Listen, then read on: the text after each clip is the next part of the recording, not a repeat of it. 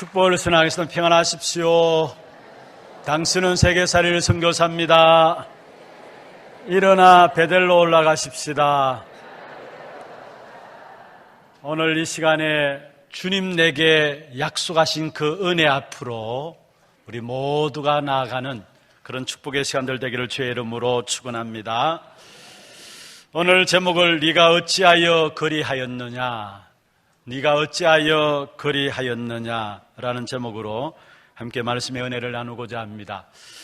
우리의 인생의 선택과 결정들이 너무나 중요하죠. 그런데 그 인생의 선택과 결정에 있어서 그 기준이 복음을 아느냐 모르느냐, 결과는 엄청난 차이가 있게 되어 있습니다. 아무리 좋은 결정들을 하고 아무리 훌륭한 기준들을 갖고 있다 할지라도 복음을 모르면은 결국은 그것은 바벨탑이 되어지는 것이고요.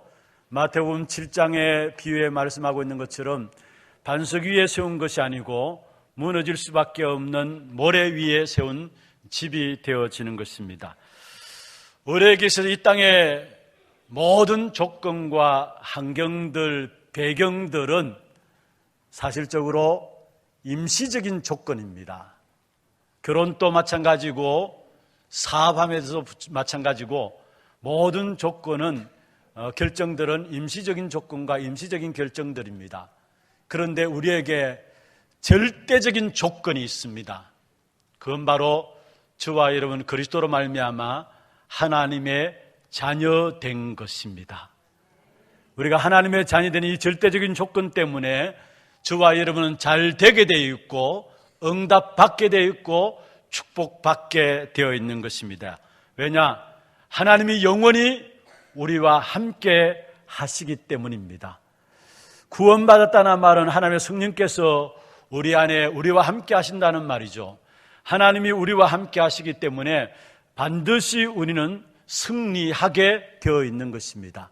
그래서 성경 말씀에 보면은 염려하지 말고, 아무것도 염려하지 말고 감사함으로 기도하면서 기다리라 말씀하고 있는 것입니다.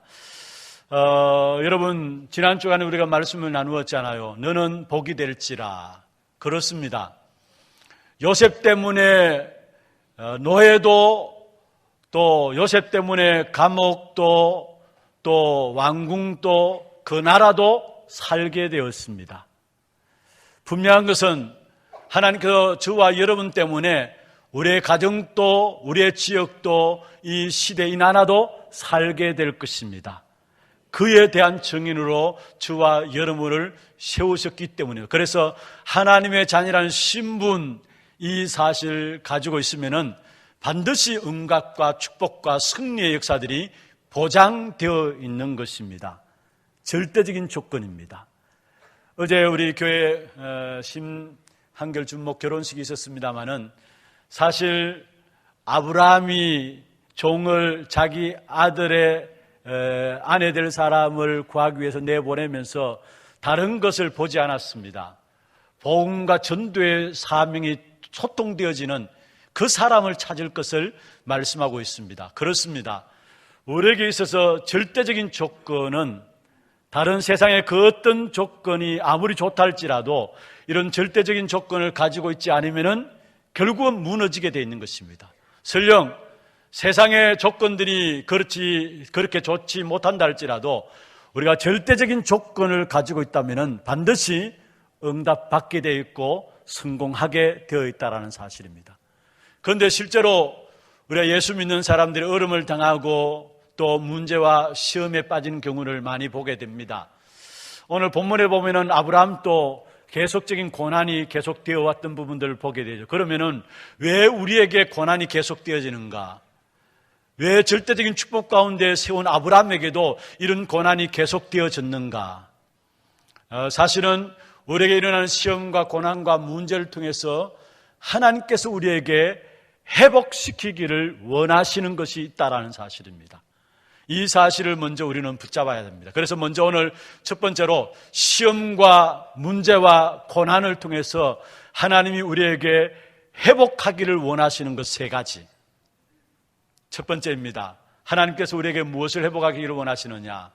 참된 감사를 회복하기를 원하십니다. 여러분, 우리가 구원받은 하나님의 자녀 되었다라는 이 사실을 안다면은 그 자체 속에서 참된 감사가 나올 수밖에 없습니다. 여러분, 구원이란 어떤 것입니까? 하나님이 처음부터 우리 인생에게 약속하신 것이 구원의 약속이고, 우리와 언언하지 아니하시고 일방적으로 하나님이 우리에게 주신 은혜가 구원의 은혜입니다. 이 구원은 다른 것이 아니라 인간은 시간 가면 갈수록 재앙당하게 되어 있어요. 계속해서 재앙이 임하고 있잖아요. 하나님 떠난 인생은 그 어느 누구도 결국은 재앙받게 되어 있습니다. 그런데 그냥 재앙받는 것이 아니라 알고 보니까 그 배경에는 지옥의 배경을 가지고 있어요. 그래서 결국은 사단의 손에 붙잡혀 있고요. 이 속에서 빠져나오는 것을 가지고 구원이라 하는데, 이것을 우리의 힘으로 할 수 없기 때문에 하나님 일방적으로 우리에게 그리스도를 보내시사 그 그리스도로 말미암아 재앙 가운데서, 지옥 배경 가운데서 사단의 손에서 빠져나오도록 하신 것입니다. 이걸 가지고 구원이라 하죠. 우리 인생의 하나님을 떠남으로 말미암아 결국은 사단의 손에서 멸망받을 수밖에 없는 12가지 인생의 문제. 오늘 우리 장로님 기도 가운데도 있었습니다마는 결국은 하나님 안 믿어도 된다라는 것. 이게 모든 사람들 마음에 다 있잖아요. 하나님 안 믿어도 된다라는 것. 그리고 사단의 문화 속에서 빠져 있는 부분들. 그러니까 하나님 안 믿어도 된다는 마음들, 또 그 결과로 결국은 사단의 문화 속에 빠져 있으니까 자기가 누구인가를 상실하고 살아가고 있어요. 그래서 결국은 열심히 살아가는 만큼 계속적인 어려움이 올 수밖에 없는데, 그 속에서 그리스도로 말미암아 저와 여러분을 해방시켰습니다. 요한복음 19장 30절에 다 이루었다, 이 말씀은 재앙과 지옥 배경과 사단의 문제를 다 끝냈다라는 사실이에요. 해방시켰을 뿐만 아니라 하나님은 그것을 이길 수 있는 권세까지도 주셨습니다. 요한복음 1장 12절에 보면은 영접하는 자, 곧 그 이름을 믿는 자들에게 하나님의 자녀되는 권세를 주셨으니, 하나님의 자녀되는 축복이라 말씀하지 아니하시고 하나님의 자녀되는 권세를 주셨다 했어요. 무슨 말입니까? 해방될 뿐만 아니라 재앙과 지옥 배경과 사단의 역사들을 이길 수 있는 권세도 주셨다라는 사실이에요. 그렇다면 여러분, 우리가 감사할 것, 참된 감사는 진짜 내가 구원받은 사실에 대해서 감사해야죠. 우리를 죄악 가운데서, 파멸 가운데서 속량하시고 건지시고 인자와 긍휼로 우리에게 간시우신 그 하나님께 감사함으로 나가야죠. 하나님은 지금 또 구원받은 저와 여러분과 함께 하십니다. 창세기 39장 1절에 6절에 요셉이 여호와께서 요셉과 함께 하심으로 말미암아 그가 형통한 자가 되어 말씀했습니다. 시편 23편에 보면 다윗이 고백했죠. 사망의 음침한 골짜기로 다닐지라도 해를 두려워하지 않을 것은 주께서 나와 함께 하심이라.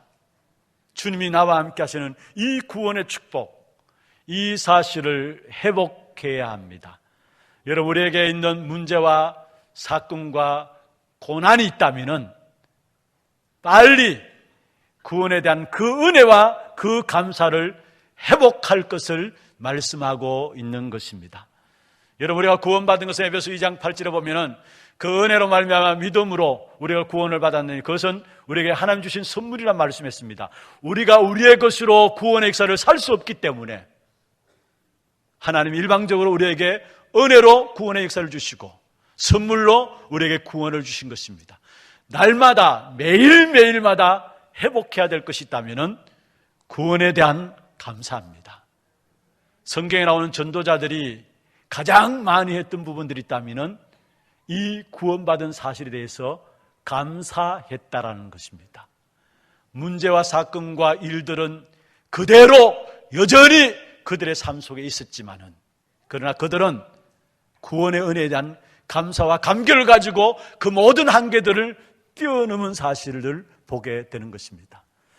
여러분, 또한 우리에게 시험과 어려움과 고난이 있다면, 구원받은 하나님의 자녀임에도 불구하고 시험과 어려움과 고난이 있다면 그것을 통해서 하나님은 우리에게 무엇을 회복하기를 원하시느냐?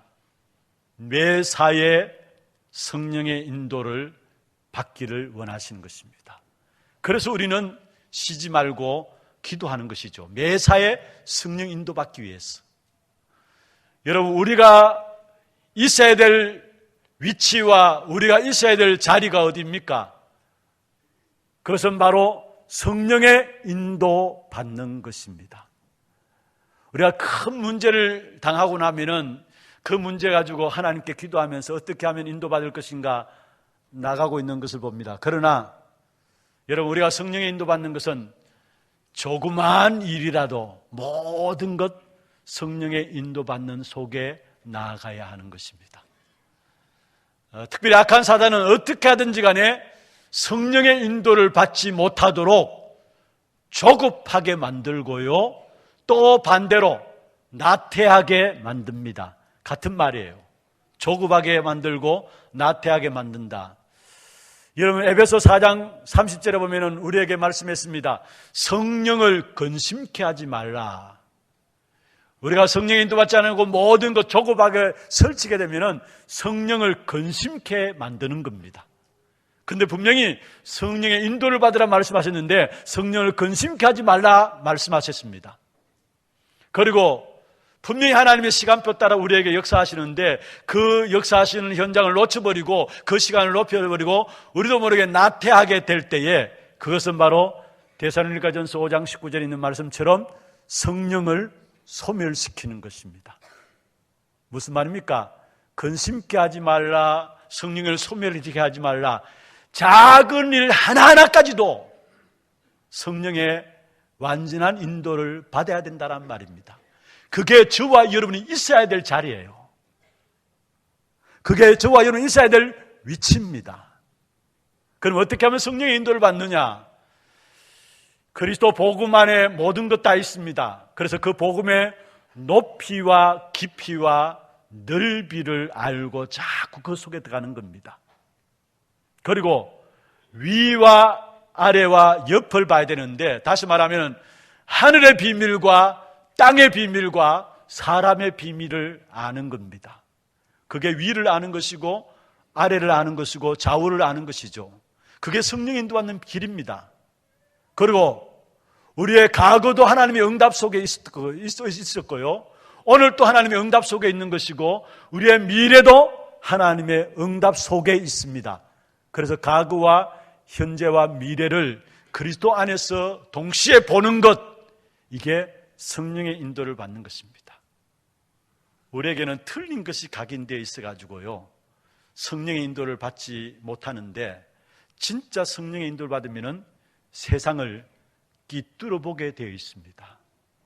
우리가 진짜 성령의 인도를 받으면 세상에서 그 어느 누구도 감당할 수 없는 그 일들을 우리는 하게 되고, 진짜 우리가 성령의 인도를 받으면 하나님의 능력이 내 수준과 상관없이 나타나게 되어 있어요. 여러분, 우리가 성령의 인도받지 않고 아무리 많은 좋은 일들을 한다 할지라도 지나놓고 보면 성령의 인도받지 않은 가운데 행한 모든 일, 좋으면 좋을수록 오히려 그게 우리에게 걸림돌이 되어지는 것을 보게 됩니다. 지금 한국 교회가 빠진 부분들이 그런 거 아닙니까?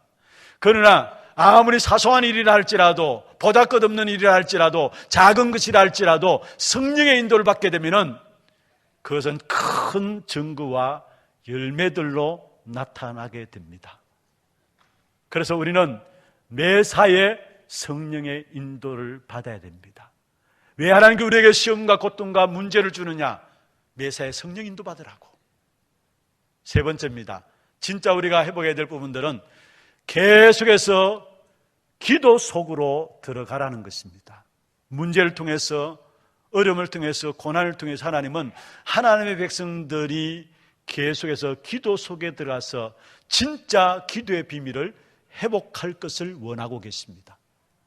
여러분, 우리가 기도의 비밀을 회복하면은 세상의 그 어떤 조건도 상관없습니다.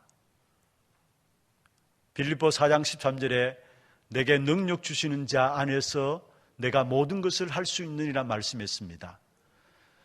많은 사람들이 이 성경 말씀을 이야기할 때 뒤에 부분 내가 모든 것을 할 수 있느니라 이 부분을 좋아합니다만 더 중요한 것이 어디 있는 줄 아십니까? 내게 능력 주시는 자 안에서입니다. 우리의 현 주소가 뭐냐? 능력 주시는 자 안에 있는 겁니다. 그렇다면은 조건이 좋으면 좋습니다만은, 다행입니다만은 조건이 설령 좋지 않다 할지라도 하나님은 내가 능력 주는 자 안에 그 안에 있으면은 그 힘으로 조건을 바꿔갈 수도 있는 것이고요. 조건을 바꾸어가지 못하는 그 한계가 당할 때는 하나님의 그 조건을 통해서 하나님의 능력의 역사를 체험할 수 있는 기회가 되기도 하는 것입니다. 조건 상관없어요. 계속적인 기도의 비밀 속에 있으면은. 그런데 오늘 본문에 나오는 아브라함은 조금만 계속해서 이 기도의 비밀 속에 있었다면은 이런 불신앙 속에 빠지지 않았을 것인데, 기근을 맞이해서 애굽에 내려갔잖아요. 가나안 땅에 머물러 있어야 될 아브라함이 기근 당했다고 해서 애굽에 머물러 가서 그 애굽에 내려가 가지고 거기에서 또 어려움을 당하는 부분을 우리에게 본문을 통해서 보여주고 있는데, 아브라함이 조금만 계속해서 기도하는 삶이 기도 속에 있다면은 이런 실수는 하지 않았을 것입니다.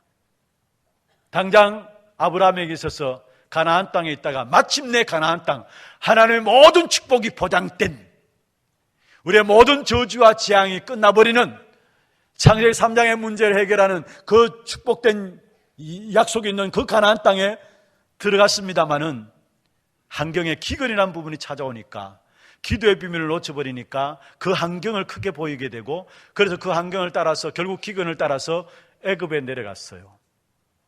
아마 오늘 성경 본문에 보면 아브라함의 아내 사라가 아주 아름다웠던 것 같습니다. 그게 모든 애굽의 사람들이 전부 다 그 아름다움을 보았고, 또 고관들도 사라의 그 아름다움을 보고 바로 왕에게 추천했잖아요. 그래 바로 왕이 아브라함을 불러가지고 도대체 저 아름다운 여자가 누구냐 물었잖아요. 그때 아브라함이 뭐라 했습니까? 나의 아내입니다 해야 되는데 나의 누이라 했습니다. 그런데 그 누이라는 이유 중에 자기의 목숨을 보존하기 위해서, 자기가 죽을까 싶어가지고 자기의 누이라 했습니다. 여러분, 아브라함이 하나님을 안 믿는 것이 아니었어요. 하나님을 대적하고 하나님을 부인한 것이 아니었습니다. 하나님의 인도를 받지 않은 겁니다. 또한 여러분, 여기에 애굽에 거류하려고 해서 10절에 보면은 이 말은 우리가 쉽게 생각할 수 있잖아요. 당장 어려움을 당하니까 이 환경만 좀 피하면은 될 것 아니냐, 환경만 좀 피했다 다시 올라오면 될 것 아니냐. 아마 아브라함에게도 그런 마음과 생각이 있었겠죠. 애굽에 아예 가서 살려고 생각하지 않았습니다. 그래서 10절 단어에 보면은 애굽에 거류하려고 잠깐 그 자리를 떠난 겁니다. 핑계입니다. 핑계. 이게 무슨 말입니까? 하나님의 인도를 받지 않은 아브라함의 불신앙을 여기서 우리에게 보여주고 있는 것입니다. 여러분, 그렇습니다. 아브라함은 체질대로 쉽게 문제와 사건 속에 옮기지는, 자기의 기준과 자기의 생각대로, 아니 진짜 기도 속에서 하나님께서 이 가나안 땅에서 어떻게 이 기근 가운데 하나님 축복하실 것인가 봐야 될 것인데 환경에 쏘가가지고 그 기근을 피해가지고 핑계를 댄 거죠. 잠시 갔다가 다시 올라오면 될 것이 아니냐, 핑계를 대고 애굽에 내려가게 된 것입니다. 어떤 면에서 여러분, 이 부분들이 아브라함에게 있는 부분들입니까? 오늘 우리에게 있는 문제들 아닙니까? 하나님을 대적하고 하나님을 부인한 것이 아닙니다. 그런데 세상의 것으로 육신적인 것들 때문에 하나님의 인도를 받지 않아요. 그래서 하나님의 역사 앞에 믿음으로 기도하면서 영적 싸움을 싸우는 것이 아니라 온갖 이 핑계 저 핑계를 대면서, 그러니까 진짜 하나님이 역사하기를 원하시는데 정녕 중요한 순간에는 하나님의 역사들을 체험하지 못하고 있는 부분들을 봅니다. 그게 무엇 때문인지 아십니까? 우리 안에 널리 습관화되어 익숙해져 있는 세상적인 기준들, 육신화된 육신적인 부분들, 결국 이런 부분들 때문에 결국은 불신앙에 빠져드는 부분들이죠. 여러분, 중요한 것은요, 예수 믿는 사람이라면은 불신앙 가운데 빠질 필요가 없어요. 왜인 줄 아십니까? 우리에게 있는 문제와 사건은 하나님이 반드시 응답하실 축복의 사건이고 문제입니다.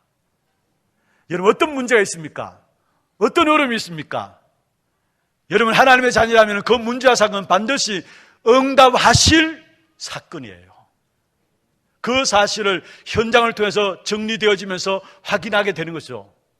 그리고 반드시 여러분, 그 문제와 사건을 통해서 응답하실 그 사건인 것을 붙잡게 되면 결국 나를 만나는 사람도 살게 됩니다.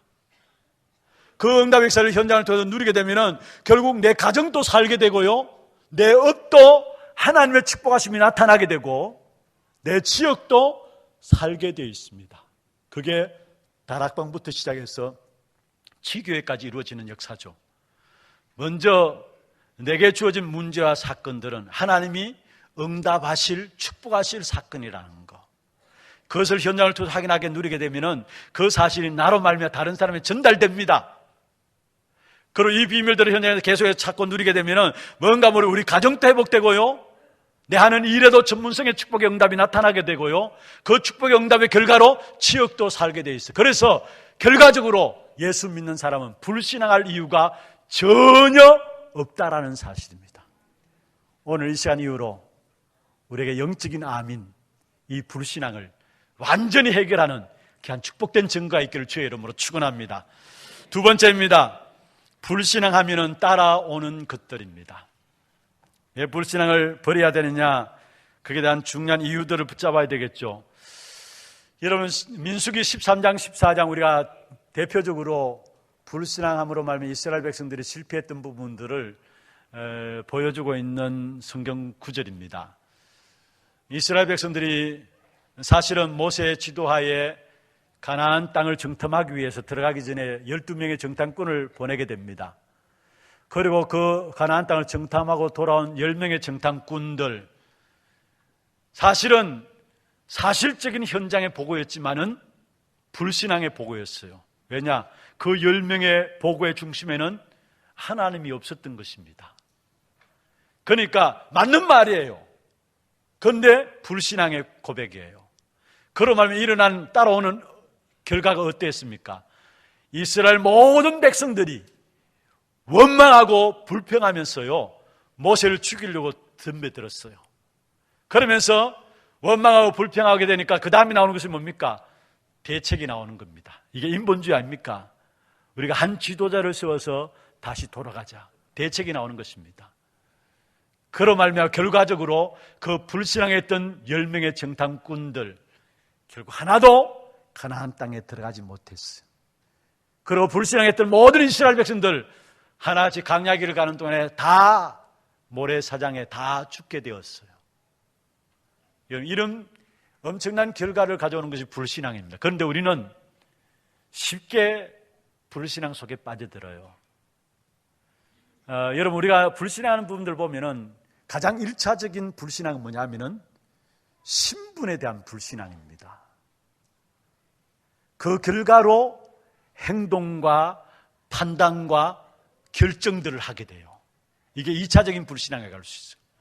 여러분, 행동과 판단과 결정이 그냥 불신앙의 행동, 판단, 결정하는 것이 아니라 먼저 중요한 건 신분에 대한 불신앙이 왔기 때문에 불신앙적인 행동하고 판단하고 결정해요.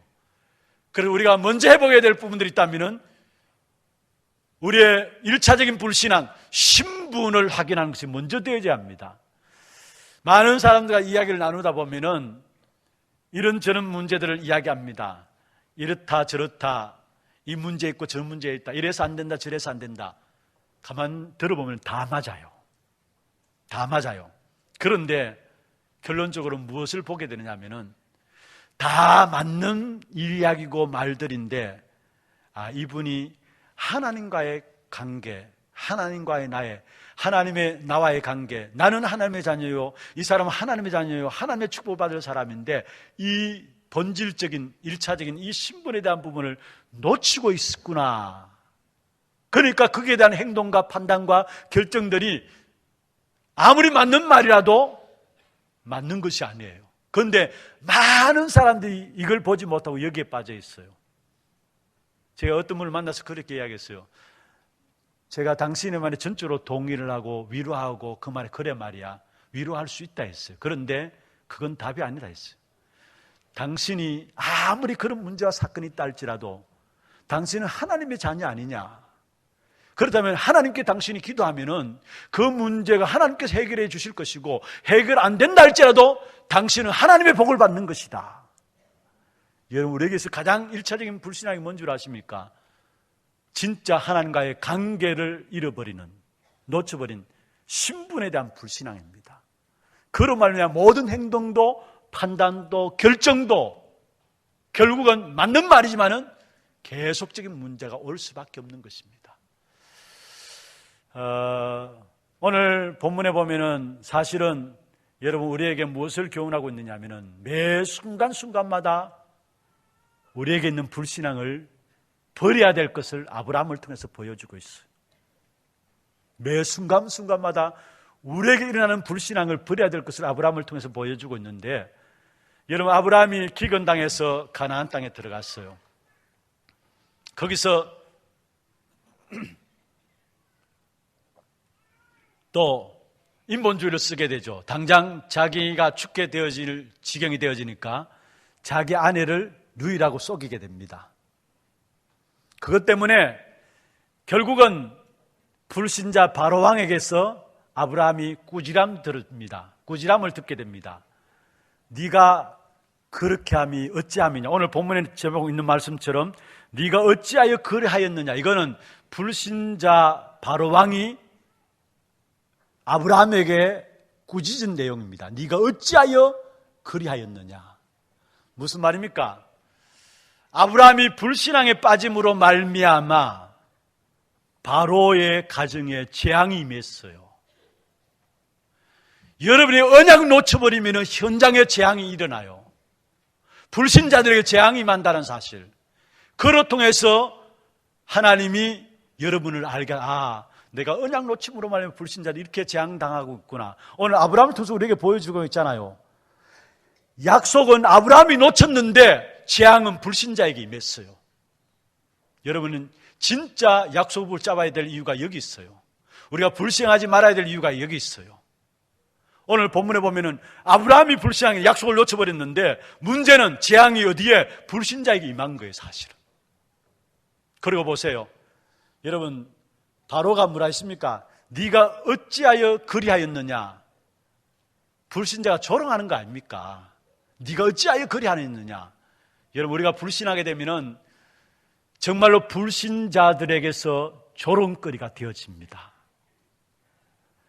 이 같은 비슷한 맥락에 창세기 20장에 보면은 그랄 왕 아비멜렉 앞에서도 똑같이 아브라함이 자기 아내를 자기의 목숨을 보존하기 위해서 누이라고 속이거든요. 거기 보면은 실제로 이봉 누이였다고 성경에 나와요. 그런데 그랄 왕 아비멜렉이 아브라함의 아내를 데려감으로 말미암아 하나님께서 아비멜렉에게 나타나가지고 절대 사례에게 손 못 대도록 했어요. 만약 손대면 너와 내게 속한 자다가 다 죽을 것이다 했어요. 그러면서 이 아비멜렉에게 무엇을 이야기했느냐?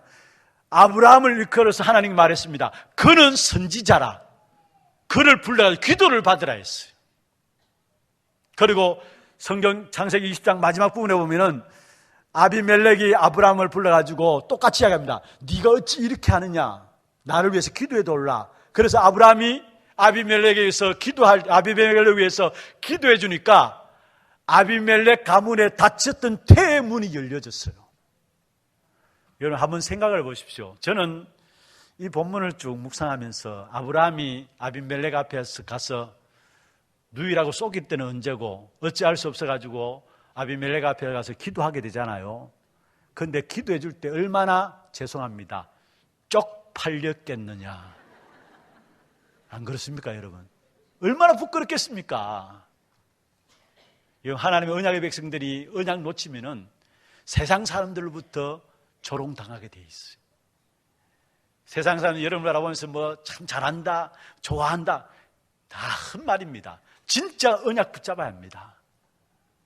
여러분 요나서 1장 6절에 보면은 요나가 풍랑 가운데 배 밑에 잠자고 있잖아요. 하나님의 사명자 요나가 하나님의 말씀에 거역하고 하나님 니느웨 성으로 가라 하는 말씀에 거역하고 다시스로 가다가 풍랑을 만났는데 그 풍랑 속에 배 밑에 잠자고 있는데 그때 불신자 선주가 와가지고 뭐라 했습니까? 자는 자여 어찌미냐? 그러면 나오는 말씀 보면은 너는 하나님을 믿는 사람인데 하나님께 기도하면 안 되느냐? 오히려 불신자가 이 요나에게, 사명자 요나에게 꾸지람하는 모습이 나와요. 여러분 진짜 믿음 회복하는 여러분 되기를 주의 이름으로 축원합니다. 한순간도 불신앙에 빠지면 안 돼요. 여러분 우리가 살아가는 삶 속에서 많은 경우 가장 쉽게 빠지는 불신앙이 뭔 줄 아십니까? 내가 그래도 뭔가를 해야지, 내가 내 가정을 책임져야 되고 내 자녀들을 책임져야 되고 내가 뭔가 열심히 해야지. 참 좋은 말이죠. 세상 사람들이 듣기에는 맞는 말입니다. 그런데 진짜 하나님이 계시다면은 그것만큼 불신앙한 말이 없어요. 하나님이 내 가정과 내 자녀들을 책임지시고 인도해 나가시게 돼 있어요. 내가 자녀들이 아니고 내가 내 자신이 아니라 뭔가 그래도 계획이 있어야지. 여러분 정말로 하나님의 사람은 하나님이 완벽하게 여러분 한 걸음 한 걸음을 인도해 나가시게 돼 있어요. 그런데 우리는 하나님을 안 믿는 부분들을 봅니다. 그래서 내가 책임져야지. 좋은 말이죠. 여러분 잘못하면 여러분 책임져야죠. 맞는 말입니다. 그런데 여러분이 책임질 수 있나요? 아닙니다. 하나님이 우리 인생을 책임져야 되는 것이고 우리의 일어나는 사건과 문제를 책임져야 되는 것이고 하나님 우리 가정을 책임져야 되는 것이고 우리의 자녀들을 책임져야 하는 것입니다. 우리 쉽게 빠져드는 불신앙이에요. 여러분 우리도 모르게 우리 안에요 정말 불신앙에 빠져들 수 있는 그런 문제와 사건들이 너무 많이 우리 안에 깊이 깔려져 있어요. 여러분 아브라함도 보십시오. 오늘 본문에 나오는 불신앙뿐만 아니라 바로 이어서 또 창세기 13장에 보면은 롯을 데리고 나오잖아요. 그런데 하나님이 언제 아브라함을 축복하셨느냐? 창세기 13장 14절에 보면은 롯이 아브라함을 떠난 후에, 이 말이 무슨 말입니까? 무슨 말인 줄 아십니까? 아브라함은 자기 기준을 가지고 자기 생각을 가지고 조카 롯을 데리고 나왔어요. 그 자체가 불신앙이에요. 그래서 롯이 아브라함을 떠난 후에 이 말씀은 아브라함이 불신앙을 벌였을 때 이 말입니다. 그 뒤에 바로 하나님께서 아브라함을 축복하신 내용이 나오죠. 또 보세요. 사실은 하갈을 맞이해서 하갈을 취해가지고 아들을 낳습니다. 그 아들은 누구죠? 이스마엘입니다. 이 하갈은 어떤 면에서 성경에 보면은 아브라함이 애굽에서 나오게 되거든요. 바로왕이 사례와 함께 많은 가축들 돈을 주면 은금을 주면서 빨리 나가라 합니다. 그런데 그때 같이 따라 나온 종 중에 하나가 하갈이 아닌가 그렇게 성경학자들이 봅니다. 그런데 그 하갈로 말미암아 불신앙의 씨앗이 애굽에서 데려온 종 하갈에게 있었던 것이죠. 아브라함에게 있었던 것이죠. 그러니까 하갈을 취해가지고 누구를? 이스마엘을 놓게 됩니다. 그 불신앙의 열매와 결과가 지금까지도 테러를 일으키고 있잖아요. 이스마엘의 후예들, 모슬렘. 여러분, 우리가 한순간도 불신앙에 빠져들면 안 됩니다. 우리의 신분이 불신앙해서는 안 되는 신분이에요. 그런데 우리도 모르게 불신앙에 빠져들잖아요. 신분 자체가 우리가 불신앙에 해서는 안 되는 신분이라는 거예요. 왜 그러면 불신앙에 빠지느냐? 우리에게 주신 신분과 건세를 몰라가지고 그걸 회복해야 합니다. 여러분, 신분과 건세에 대한 축복이 어떤 것입니까? 구원받은 저와 여러분 안에 성령께서 내주하고 계십니다. 그리고 그 성령께서 우리를 정확하게 인도하고 계십니다. 우리가 기도할 때마다 하나님이 일하세요. 성령의 역사하심이죠. 이게 우리에게 주신 신분이에요. 그 따르는 건세가 뭡니까? 하나님이 우리 안에 거하시기 때문에 우리 가는 곳마다 흑암의 역사들이 꺾여지게 돼 있어요. 하늘 군대가 동원되고요. 그래서 하나님의 일이 이루어지고요. 그와 더불어 하늘 보좌의 축복의 비밀들을 이 땅에 누리게 되면서 세상을 정복하고 현장을 정복하는 축복, 그게 신분에 따른 근세죠. 한번 합시다. 나는 불신앙에 빠져서는 안 될 신분이다. 이번 한 주간 우리에게 있는 모든 불신앙이 해결되어지는 귀한 축복 있기를 주의 이름으로 축원합니다. 참된 신분과 근세를 회복하라 이 말입니다. 세 번째입니다. 불신앙했으나 망하지 않은 아브라함입니다. 여러분, 믿지 않는 사람들은 결국은 망하게 되어 있습니다. 왜인 줄 아십니까? 아무리 훌륭하고 아무리 착하고 아무리 많은 큰 업적을 남겨도 반드시 믿지 않는 사람들은 망하게 되어 있습니다. 삶의 근본과 배경이 멸망 조건 속에 있기 때문에. 그래서 이것을 다른 말로 하면은 에베소 2장 3절에 본질상 진노의 자녀이기 때문에, 다른 말로 하면은 인생의 12가지 멸망의 조건 속에 가두어져 있기 때문에 믿지 않는 사람들은 아무리 착하고 훌륭해도 많은 업적들을 남기도 결과적으로 망하게 되어 있어요. 그런데 하나님의 자녀는 절대 망하지는 않습니다. 그러나 실패합니다. 실패할 수 있어요. 왜 시험 들고 실패하느냐? 1차적으로요, 우리가 육신을 가지고 있잖아요. 그리고 또 아직 세상 속에 살고 있어요. 그리고 분명히 눈에 보이지 않는 악한 사단이 분명히 지금 또 활동하고 있어요. 이 사실을 제대로 알지 못하면은 영적 싸움을 못하게 됩니다. 우리가 세상 속에 살고 있으면서 창세기 3장 그 현장에 그대로 우리가 살고 있잖아요. 세상 속에 살고 있습니다. 세상 속에 살고 있는 우리 한 사람 한 사람 아직 부활하신 영화로운 몸으로 바뀌어진 것이 아니라 육신을 입고 있어요. 그리고 분명히 사단의 역사가 현장을 장악하고 있어요. 이 사실을 알지 못하면은 결국은 영적 싸움을 싸울 수 없는 것이고, 그래서 결국은 우리가 구원은 받았다 할지라도 영적 싸움을 싸우지 않기 때문에 우리의 삶이 실패에 빠질 수 있다는 것. 여러분, 분명히 말씀했습니다. 여자의 후손이 뱀의 머리를 상하게 할 것이다. 그리스도께서 사단의 세력을 깨뜨리신 것입니다. 그 그리스도로 말미암아 우리는 영적 싸움을 싸우게 될 때에 실패하는 인생이 아니라 승리하는 그 축복을 누리게 되어지는 것입니다. 그래서 오늘 또 우리에게 필요한 것이 있다면 그리스도입니다. 지금 우리 현장에 가장 필요한 것이 있다면 그리스도입니다. 그 이름으로 우리는 영적인 싸움을 싸우게 되고 그 이름으로 하나님의 나라가 이 땅에 이루어지게 되어 있는 것입니다. 여러분, 아브라함에게 비록 아브라함이 실수해서 불신앙해가지고 잠시 실패했지만은 결국 하나님의 축복하심을 보세요. 마지막 20절을 보세요. 20절. 또 하나님께서 축복하심을 보게 되는데요, 바로가 사람들에게 그의 일을 명하며 그들이 그와 함께 그의 아내와 그의 모든 소유를 보내었더라. 그의 아내와 그의 모든 소유물을 보내었더라. 하나님 아브라함을 실수해서 불신앙했지만 또 결과적으로 축복하심을 보게 돼요. 이게 우리에게 주신 축복입니다. 말씀을 맺겠습니다. 우리가 불신앙할 수 있다는 것은요, 우리의 신분과 우리에게 주신 근세 축복을 몰라서 그렇습니다. 진짜 우리에게 주신 신분과 근세를 회복하시고, 또 우리가 불신앙에 빠지는 중요한 이유 중 하나는 우리를 왜 하나님께 부르셨는지 그 부르심의 이유와 사명을 깨닫지 못해서 그렇습니다. 하나님이 왜 우리를 부르시고 왜 우리에게 사명을 주셨습니까? 바로 그것은 신분과 근세를 가지고 세상을 살리고 모든 사람 답을 잃으면 세상에 답을 주라고 우리를 부르신 것입니다.